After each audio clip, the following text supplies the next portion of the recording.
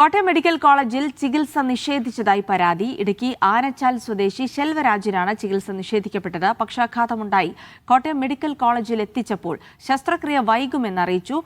14 ദിവസം അടിമാലി താലൂക്ക് ആശുപത്രി, Idukki medical college, Chithrapuram സാമൂഹ്യാരോഗ്യ കേന്ദ്രം എന്നിവിടങ്ങളിൽ രോഗിക്ക് കഴിയേണ്ടി വന്നു. മുഹമ്മദ് ആഷിഖ് വിവരങ്ങൾ നൽകും. ആഷിഖ്, ഞെട്ടിപ്പിക്കുന്ന വിവരങ്ങളാണ്. പക്ഷാഘാതമൊക്കെ ഉണ്ടാകുമ്പോൾ അടിയന്തര ചികിത്സ നൽകേണ്ട ഒരു ഘട്ടം കൂടിയാണ്. ഇവിടെ എന്ത് സംഭവിച്ചു ശെൽവരാജിന്?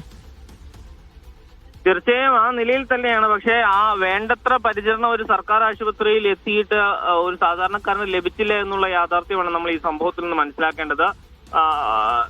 ഇടുക്കി ആനച്ചാൽ സ്വദേശിയായ ശെൽവരാജിനാണ് ജനുവരി 28-ന് പക്ഷാഘാതം ഉണ്ടായത്. തുടർന്ന് ആദ്യം അടിമാലി താലൂക്ക് ആശുപത്രിയിലും പിന്നീട് കോട്ടയം മെഡിക്കൽ കോളേജിലേക്ക് മാറ്റി. എന്നാൽ കോട്ടയം മെഡിക്കൽ കോളേജിൽ എത്തിയപ്പോൾ സർജറി ഉടൻ നടത്താനാവുകയില്ല എന്ന മറുപടിയാണ് ഡോക്ടർമാർ നൽകിയതെന്നാണ് ശെൽവരാജിന്റെ കുടുംബം പറയുന്നത്. 40 സർജറികൾ നിലവിൽ നടക്കാനുണ്ട്. അതിനുശേഷം 41ാമത്തെ സർജറിയായി മാത്രമേ ഇത് ചെയ്യാനാവുകയുള്ളൂ. ഏതാണ്ട് 1.5 മാസത്തോളം കാലം ആശുപത്രിയിൽ തന്നെ കഴിയേണ്ടി വരും എന്നും ഈ ഡോക്ടർമാർ പറഞ്ഞു എന്ന് പറയുന്നു. പിന്നീട് അവിടെ കിടത്താൻ കഴിയില്ലാത്തത് കൊണ്ട് അടിമാലി താലൂക്ക് ആശുപത്രിയിലേക്കും പിന്നീട് പൈനാവ് ഇടുക്കി മെഡിക്കൽ കോളേജിലേക്ക് മാറ്റുകയുണ്ടായി. അങ്ങനെ നിരന്തരം പല സർക്കാർ ആശുപത്രികളിലേക്ക് മാറ്റുന്ന സാഹചര്യം ഉണ്ടായതോടുകൂടിയാണ് സാമ്പത്തിക പ്രതിസന്ധികൾക്കിടയിലും തൊടുപുഴയിലെ സ്വകാര്യ ആശുപത്രിയിലേക്ക് ശെൽവരാജിനെ കുടുംബം കൊണ്ടുപോകുന്നത്. കടം വാങ്ങിയ മറ്റും നിലവിൽ സ്വകാര്യ ആശുപത്രിയിൽ ഈ ശസ്ത്രക്രിയ നടപടികൾ പൂർത്തിയാക്കിയിട്ടുണ്ട്. അതേസമയം ബാക്കി തുക ചികിത്സ മുന്നോട്ട് കൊണ്ടുപോകാനുള്ള ബാക്കി തുക കണ്ടെത്താനാകാതെ പ്രയാസപ്പെടുന്ന സാഹചര്യമാണ്. തീർച്ചയായിട്ടും സാമ്പത്തിക പ്രതിസന്ധിയും ആ കുടുംബത്തെ അലട്ടുന്നുണ്ട് എന്നുള്ളതാണ്. ആ കുടുംബത്തിന്റെ പ്രതികരണം കൂടി ലഭ്യമായിട്ടുണ്ട്. അതിലേക്ക് കഴിഞ്ഞ 28-ാം തീയതി പുള്ളിക്ക് സ്ട്രോക്ക് മേലൊക്കെ മൊത്തവും തളർന്നുപോയി. ഞങ്ങൾ അടിമാലി താലൂക്ക് ആശുപത്രി കൊണ്ടുപോയി. താലൂക്കിൽ ചെന്നപ്പോൾ അവർ പറഞ്ഞു നേരെ കോട്ടയത്തിന് കൊണ്ടുപോയി. ഇത് സ്ട്രോക്ക് വന്നതാണ്, മൊത്തവും തളർന്നുപോയി, ഇവിടെ ഒന്നും ചെയ്യാൻ പറ്റില്ല എന്ന് പറഞ്ഞ് കോട്ടയത്തിന് പോയി.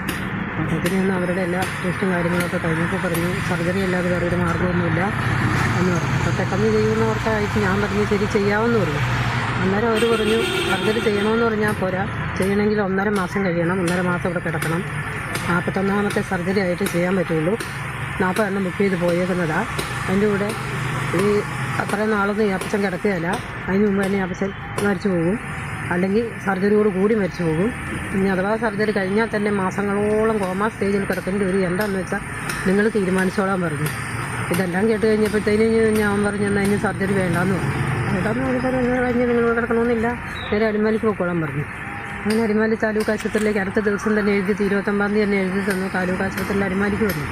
അടിമാലി വന്നു കഴിഞ്ഞപ്പോൾ അവർ പറഞ്ഞു ഇവിടെ ICU സൗകര്യമൊന്നുമില്ല, അത് കാരണം ഇവിടെ പറ്റത്തില്ല എന്ന് പറഞ്ഞു. ഒരു രാത്രി പോലും കിടത്താതെ ആ രാത്രി തന്നെ ഞങ്ങളെ തിരിച്ച് പൈനാവിൽ വിട്ടു.